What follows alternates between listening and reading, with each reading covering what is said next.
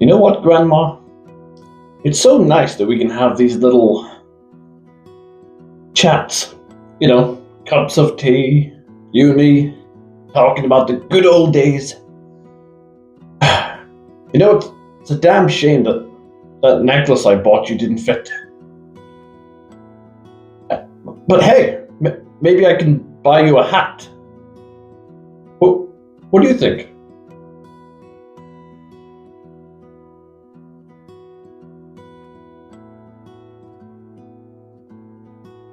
You know what?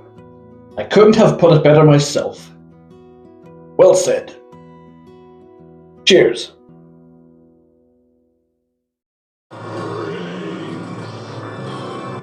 So, The Return of the Living Dead came out in 1985 and it was directed by Bannon.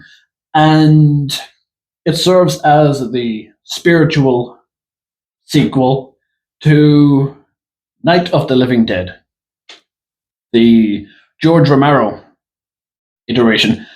And and it takes a completely different approach. It's not full on horror like the Night of the Living Dead was. Instead, it serves as a black comedy. And I had a lot of fun with this movie. Seriously, like, I was cracking up, I was laughing. There was some like, oh shit moments. And I recognized a lot of actors from various different horror movies from the 80s that were in this movie.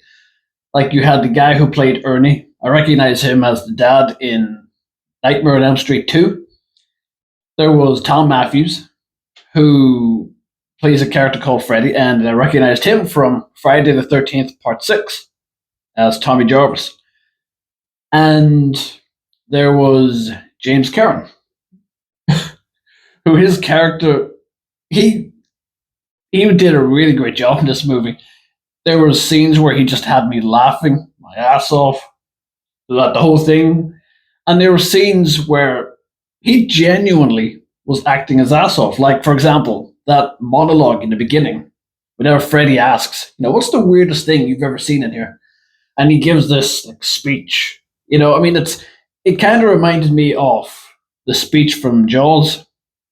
You know, like it just had that, like just the way he delivered that line, the way he delivered the story, the way he delivered, you know, everything about it, like how these corpses came here. It was a military fuck up. The transport went wrong, and they've had them down there for years, and there's other characters. Of course, you get the punks, and you get the guy who was in Friday the 13th Part 5. Damn enchiladas. See, he was in this movie, and he was awesome. And they really did a great job with balancing the horror aspects and the comedy aspects. They were so well balanced, and like there were scary moments like that actually did make me jump. Like whenever the paramedic is in the van, and he's trying to start it up, and he turns the lights on, and there's like a big crowd of zombies. You're like, oh shit! And the door opens, and it's like, it was like a oh shit moment. And then they follow that up, that creepy little moment that makes you jump. They follow it up with the scene where the zombie is asking for more paramedics on the radio. So it's balanced really well in that sense. And what I love that they directly referenced Night of the Living Dead. Like they brought up the actual movie, and they were talking about it, saying, "Did you know that was based on a true story?" And he's like, "What do you mean?" Well, the directors, we had to tweak a couple of things and change it up. I really liked that. I really did. I appreciated that. It wasn't subtle. It was just direct, and that was cool. And what I liked about the zombies in this movie, which I really liked in the original Night of the Living Dead, was I liked that the zombies were smart. they weren't dumb, they weren't walking into walls and shit. As I've said before in my other videos, they were intelligent. They were actually using their head. Like one of the most iconic zombies in this movie, and it's like serves as the poster child for this movie, if you will, was the Torman. And I remember seeing pictures of him all over whenever I was growing up. He was in like horror magazines. He was sometimes on the cover for the VHS videos back in Blockbuster when that was a thing, right? And social media, whenever you type it in, that's the first thing that pops up. So it was so cool seeing it, and but what fascinated me the most was I remember it on TV years ago whenever my grandparents had it on. And it came to his scene. And whenever he went like, brains, I recall that being said differently. And I wasn't sure whenever I rewatched this. Like, again, I didn't watch it back then. I just saw bits of it on TV. Like, but I wasn't paying attention. I just sort of went back into the kitchen or whatever kids do. But this was my first real proper watch. And I remember getting to that part and I was like, wait a minute. Am I losing it or did he not sound a little different? So I did a bit of digging and I realized that there's two versions of that scene, which I'll show you. Really interesting results. And personally, I don't know how I feel about it. I don't know which version. Personally, I think the original version was a little creepier, but see for yourself.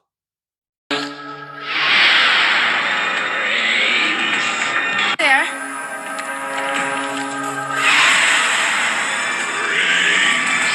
See what I mean? Let me know in the comment section. Which version do you prefer? Let me know in the comments. I'd be interested to know. So, what I liked about his character, and once again, as I said, he showed intelligence. Like, whenever the girl runs into the door and she locks it in, instead of just walking into it repeatedly, he got the chains, he wrapped it around it, and he started pulling. Like, it was really intelligent, and I like that. And for me, that's what makes a zombie scarier. It's like you visualize a zombie, right? Just walking towards you, and you can just walk around him. That's it. But if you saw a zombie running towards you, and they're intelligent, that's terrifying. At least for me, anyway. And but James Cameron's character had me in stitches. What made me laugh the most was his irate screaming constantly. It's like, oh my god, and he's just constantly, even whenever they were cutting the one of the zombies' heads off, and Ernie's like, "Be a man, be a man, Frank, be a man." And he's like, it's brilliant shit. Love it, love it. So that's fucking awesome. Great actor as always. Fucking amazing. And like even the scene, there's like the half dog scene that he's just beating the shit out of it. Brilliant stuff. And then there's another zombie, which you could say equally as iconic as the Tar Man, but it's down to personal preference, I guess. But which is the female zombie, just the torso. And her scene, it was a bit funny, but it was also pretty hard hitting. Like she explained that it hurts. Basically, it hurts that she's a zombie and she feels the pain of being dead. And eating brains gets rid of that pain, like it numbs it briefly. And I thought that was a really cool explanation to give, because usually they don't really give explanations as to why zombies run around and eat brains. It's just brains, yum, So it's so cool that they add a contextual reason for that, which I really liked. And again, it's hard hitting. It's sad just to think of that. Like if it's a friend or a loved one, like you put that kind of aspect into it. So I thought that was really interesting. And fun fact, did you know that particular zombie makes a cameo Easter egg in The Walking Dead? Pretty sure it is series, and now I could be wrong, but series 11, episode 22 or something. If I'm wrong, I'll put it up here somewhere. But yeah, so I thought that was really, really cool. And the scene that cracked me up, I remember it was so silly and subtle, but whenever they're incinerating all the pieces that they cut up from the other zombie, and he does it, and the guy incinerates it, and it's just ashes left, and Ernie's like, I don't want the ashes. What the fuck do you want him to do? So it's so silly, it was funny, but what's great about it's a movie that knows what it is. It knows it's not taking itself too serious, and it's really interesting when like the subtle things about it. And there was even like things behind the stage, like the female punk that does all of the strip teasing. Like whenever she did that scene behind the stage, there was a guy cracking up. You can see too much. So they did two takes of that where both occasions he said, "You now I can see it even more the second time." So what they did was they got like just a little cover which they glued on just to hide that part, which would have been a pain in the ass because the actress, anytime she needed to pee or to go to the toilet, whatever, she had to take it off, and then they had to re-put So that would have been a complete nuisance. So I can only understand. I can only imagine how irritating that must have been for her. And the scene where Frank goes into the incinerator. Originally, that wasn't how he was supposed to go. Originally, he was supposed to fully turn and join the zombie crowd. That was supposed to be how he went. But James Cameron said to the director that, look, I don't want to go out there in the cold rain in Los Angeles. And he came up with a suggestion. He puts the incinerator, takes the wedding ring off. And the director said, yeah, we'll go with that. I like that. And I'm glad they did it because it was subtle, but I felt it was a very powerful little moment. Like taking just the way he takes the wedding ring off, and it was hard hitting, but again, it was subtle, but it was pretty like, damn, pretty heavy moment. And there was a punk in it that had very subtle character development, which some people miss it, but it's the character. I think his name was Trash, but he's like, nobody understands me, You know what I mean? He was just moaning, and you think this guy doesn't give a fuck about anything. He's just grouchy, typical punk, and stereotype, where beats everyone up. And then whenever it gets to the scene, whenever Tina is in trouble, and he's the one that leads the charge to go rescue her. So it was subtle, but it showed that his character did care. So little subtle things like that I really liked. And I mean, then we get to the ending. Spoiler alert: if you haven't watched it and you do intend to watch it, I'm going to talk about the ending. So 3, 2, 1. Been warned. So it ends where they finally make the call, and it's to the police. No, not the police. Sorry, the army. They finally call the army. They tell them about the chemical spillage, and it's bringing back the dead and everything.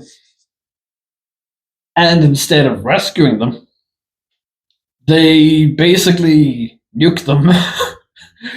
Which, in my eyes, I mean, it's probably realistic. Let's be honest. They don't want the word getting out to the world. They don't want anyone knowing about their fuck up. So, best way to clean it up, eradicate it. So that was interesting. Uh, it didn't it didn't have the same impact with me as the ending from The Night of the Living Dead, the original one, which for me was very impactful, and it stayed in my mind after watching it for hours, and because it felt raw. But it was still, this one was pretty shocking too. It was like, oh shit, really? That's what they're gonna do? So it was interesting. There's a lot of similarities between Night of the Living Dead and this movie, like going into the basement, shock ending. There's little subtle comparisons you can make, and I mean, yes, the whole movie. I had a blast with it. It was so cool. It was awesome seeing Thom Matthews in a different role, because Friday the 13th Part 6 is my personal favorite from the franchise. So I've watched it hundreds of times. So it was really cool seeing him in a different role. So that was pretty awesome. And I'm trying to think, is there anything else? Oh, yes. I have to bring it up. That fucking kick ass song that plays whenever the zombie comes out of the ground, the skeleton. Party Time, I think it's called. It's such a kick-ass song. I was like, oh yeah. In fact, I've already added it to my playlist, so I listen to it. I've been listening to it a lot. It's a damn good song. But yeah, this movie is just a classic. It's timeless. I can watch this movie anytime, I think, especially with a couple of beers. You're going to have a good fucking time watching this with your friends. It's a good time, and it sets out to do what it's intended to, and yeah, I love it. Oh, and fun fact, the director was originally planning to play the role of Frank. So all of the roles, he wrote all the roles basically for himself, knowing he was going to be Frank. But then when James Cameron came in and he read it, he's like, I fucking love it. You got the role, and he hired him on the spot. So that's an interesting fact. So yeah, totally recommended. Fuck, I love this movie. So, if you made it this far, thank you so much for watching. I wholeheartedly appreciate it, and I appreciate all of you. And let me know in the comments below. What did you think of this movie? Did you enjoy it? Did you think it was bleh? Let me know. I'd be interested. Let's talk about it. And yeah, as always, don't kill anyone.